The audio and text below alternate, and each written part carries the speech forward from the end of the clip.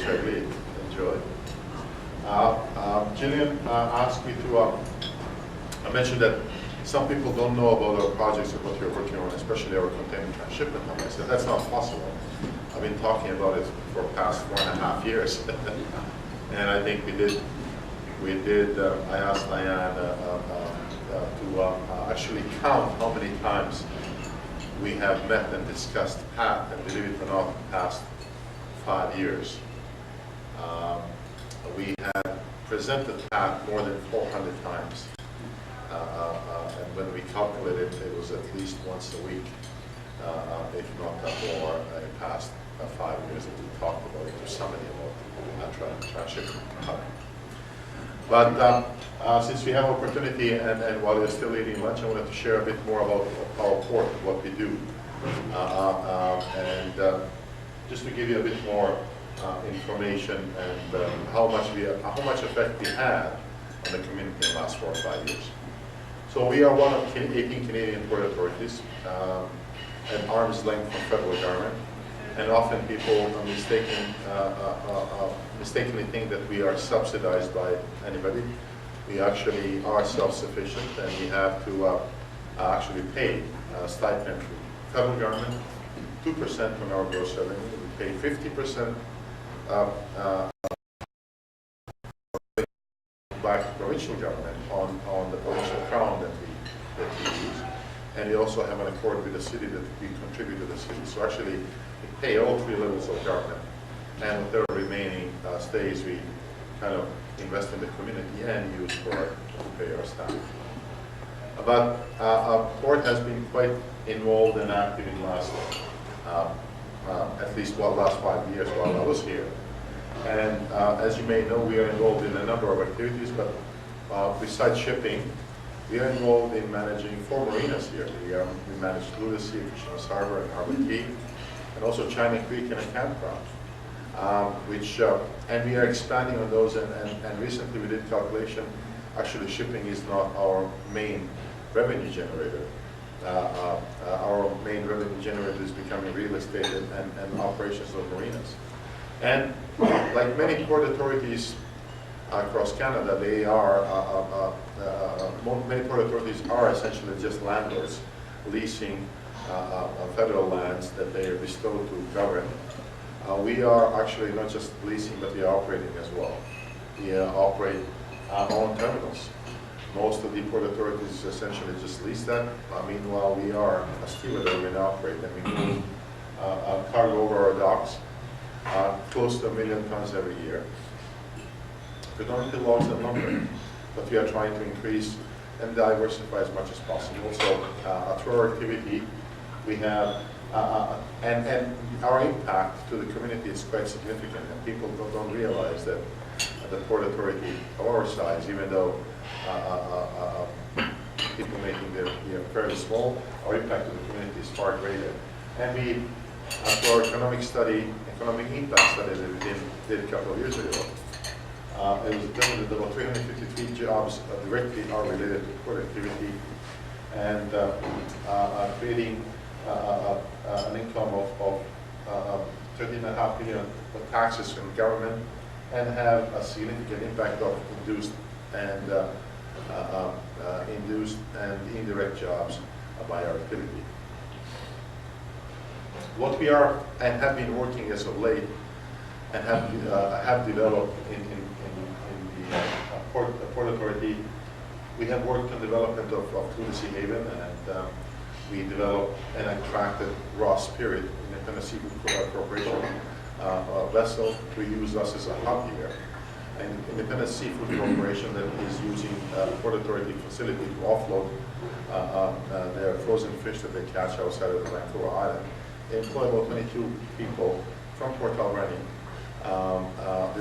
full-time, and also 2 or 3 times a month when they come out here, they employ between 20 and 30 part-time people to offload their fish. And that's direct impact to the employment that we have done here. We have attracted and sort of helped develop a partnership between Sashat First Nation and Hub City Fisheries to revitalize the Port of Fish Ice Plant facility They invested a lot of money there, and they are producing ice and moving and shipping ice actually to Lower Mainland. And hopefully we will also revitalize the Port of Fish building to add the processing of the fish and work on, we are currently working on that. We have been working for the past couple of years in attracting and about to sign the agreement with Western Canada Marine Response Corporation to create oil spill response base in Port Alberni.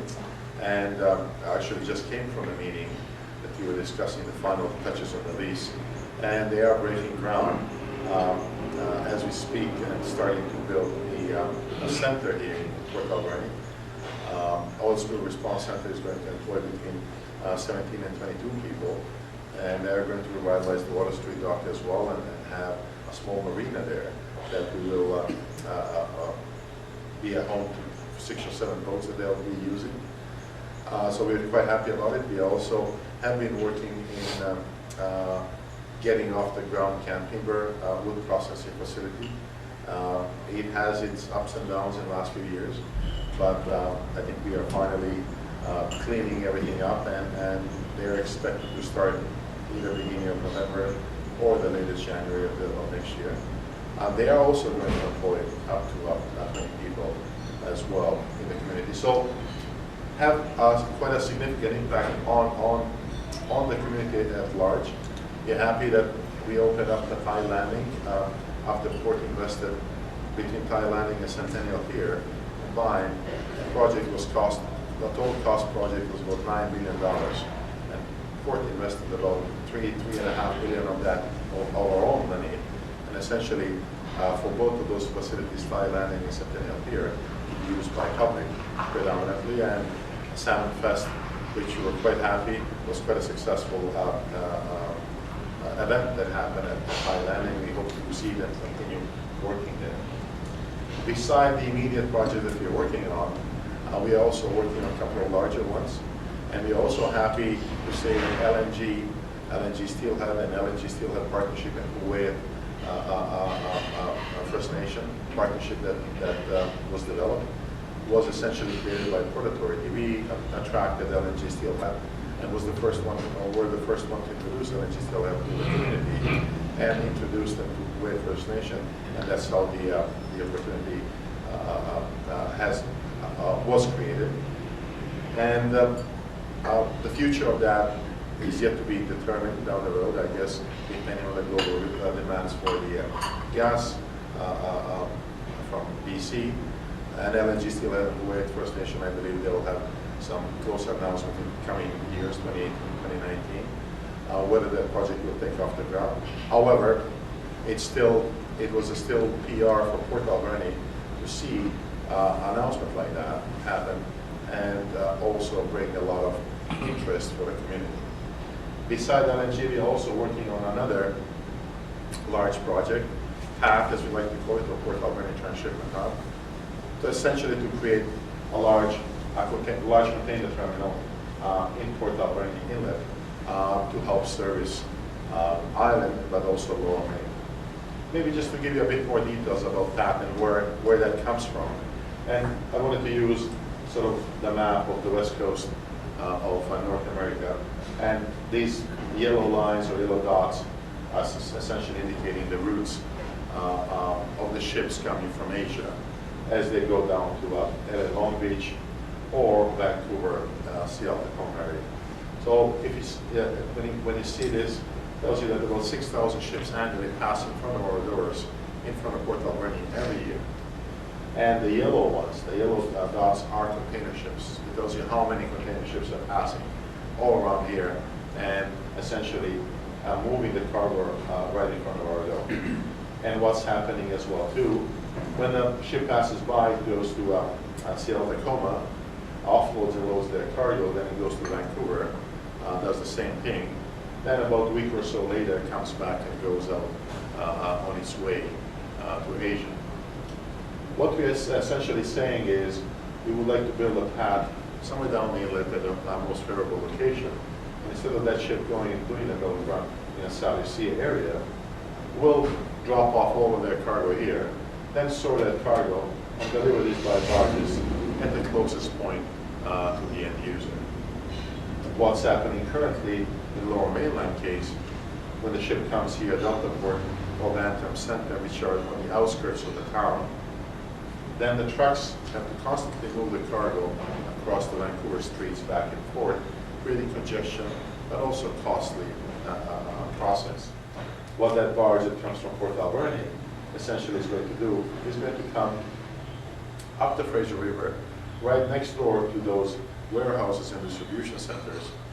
So not just cut the shipping component in the South Sea area, but also cut the trucking component and reduce the trucking component in the Lower Mainland, and of environmental impact to the community itself.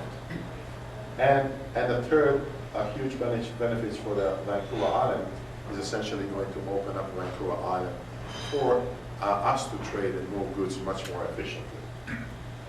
So what we're going to create, we'll create a large container terminal that is going to be fully automated. Fully automated in the sense that all of the yard operation, all of the inside yard operation is going to be automated. I think people can think. Meanwhile, the dock side operation will be manned. Even though it's almost a fully automated terminal, we do get the support and did get the support and endorsement from the labor union, from the longshoremen, which are very supportive of this project, by the way. I'm not sure if I'm moving in the right direction. Good thing we have a technical advisor. What are some of the benefits, and I wanted to identify some of the benefits that the TAP is going to create, the jobs, even though it's fully automated, just a 21% utilization is going to generate about 2,600 full-time jobs, positions in the region, in the area. It's going to allow, and what the path allows is, as well, to move some of the congestions from the Lower Mainland that is in the industry and transportation, but there's also congestion and costly real estate and affordability for people to come and buy a house here and live and work here. Allowing young people, like we were just talking, Jillian asked me about my daughter, what she does. I said she has a good job and she's, she's happy. However, with the real estate cost and how much she pays for the rental, it's almost impossible to live, even though she's getting a pretty good job and a pretty good pay over there. So people often forget about how much and what we do on Vancouver Island. Vancouver Island as a whole, it's almost 800,000 people. It's actually larger than 3 Eastern Canadian provinces. Probably within a decade or so, it's going to surpass even Nova Scotia and potentially even Saskatchewan in size, in population. Meanwhile, everything we do in trade and move back and forth, and not everything that we produce on the island has to be moved back and forth between here and Lower Mainland in order to be exported to Asia, and meanwhile those ships pass in front of our doors like right now. So having a container direct large port facility that is going to be able to handle those containers from the island, I think is essential, and it's very important for us to develop and have. And I just went over with through some details here how much volume is being moved through via ferries and barges. And I was amazed when I looked at it, truck BC via BC ferries between January and June of 2015-2016, more than 100,000 trucks is being moved, and it's very costly endeavor. The raw spirit that moves frozen fish from here to Lower Mainland to be loaded on the ship that is sailing to China costs them for each container between $1,200 and $1,400 to be moved from here. Meanwhile, if the ship stops at PAT, it's going to cost a fraction of that, and you can load that on. And there's many businesses like that, as I mentioned in the previous slide, how much of the businesses, these are the businesses and manufacturing companies that employ 3 or more people on the island.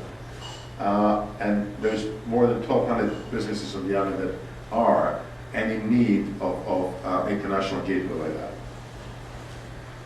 So PAT essentially creates a more effective way of moving goods and enabling businesses on the island and economy to grow.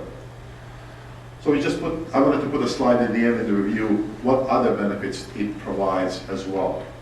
Besides being a positive environmental impact of the reducing amount of ships sailing to the South Sea area and impact on our whale population and the emission of these ships. The large container ships, I believe, somebody did a comparison, produces enough amount of CO2 as about 15,000 cars on the roads annually. And their impact on the sea life and especially whale population is quite significant. And essentially, federal government right now is looking at ways how to minimize the amount of ships that they're sailing, how to minimize the impact of the whale population. As well as efficiency, which I talked to, productivity right now. This terminal is going to be fully automated, one of the most modern terminals that we have in Canada, larger than the one that we have at Deltaport. It also opens up and using the water highway or short sea shipping as a marine highway is the most efficient highway for the movement of goods. So what we also are happy to say and announced actually recently, just last week, we got a notice from the Transport Canada that our application for PAT project has been accepted for further review, and we asked for a $500 million investment into a PAT project. And right now, under the National Transportation Corridor Fund, this project is being reviewed. So after 5 years and all these meetings and presentations and talking about PAT, it seems like the federal government is looking at this much more seriously as the way to move forward. So that's more or less what I have to share about the PAT and port as well. Please, if you have any questions. Second question, Kootenay Marina, what's happening with that? So Kootenay Marina, as you probably heard in the news, that Hoopatsut First Nation has essentially pulled out and they're not interested in further developing it right now. City and ourselves are discussing of developing this ourselves, essentially just City and Papa. We still have to identify which way we want to go, how we're going to do it, and who's going to be lead. But we will continue to look. We will continue to work on creating an attraction in Kootenay. Okay. Zoran, how many ships, once PAT is ready to go, how many ships would be coming out the inlet? So as the PAT right now is envisioned to be more further down the inlet. Okay. So essentially, right now the vision is to have it somewhere around Sarita Bay. Okay. So essentially between open ocean and Sarita Bay, or the area where PAT is, we are looking at 1 or 2 or maximum 3 ships a week, which is not a significant increase to a number of ships. Right now, Port Authority handles about between 50 and 60 ships annually. Not that size, of course, here in Port Alberni, in the port itself, but over there, this will be increased maybe 2 or 3 ships a week maximum, and those are large ships. So and the PAT is essentially will be designed to handle the largest container ships. So no huge increase. Not significant increase, no. Zoran, 2 questions. You mentioned the oil spill recovery. Whereabouts will that be? So oil spill recovery center is going to be actually on a port property land just behind our office. Oh, in there. Just behind our office, they are going to build a 6,000 square foot warehouse. As I said, they're breaking ground next week. Today, I guess today they're breaking ground. Moving some soil away, and they're going to put a large warehouse and office space. So there'll be area where they'll be using or storing their equipment. And then the Water Street dock, which is just adjacent, behind the Port House, just adjacent to the Argyle Pier.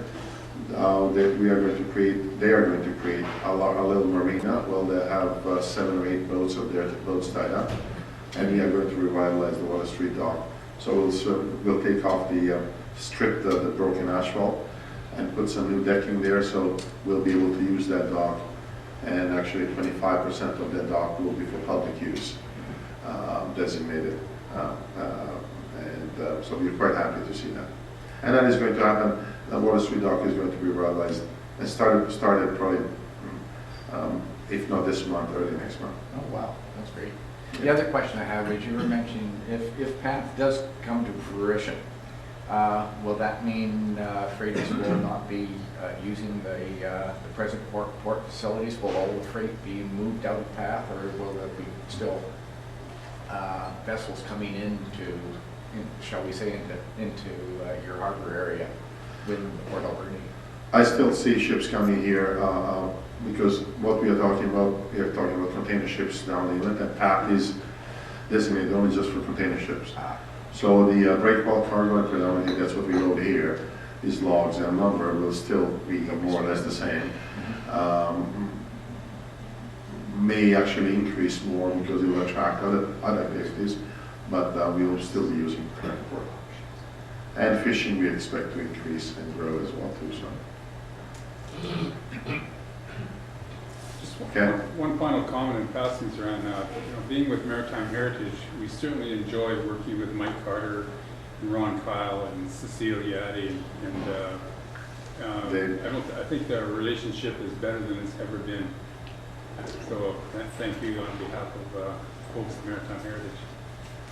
Thanks, Ken, and I'm really glad that we have a great team. Glad to mention some of them. We have a great team, and we are happy. I'm really happy how we are moving forward. Yeah.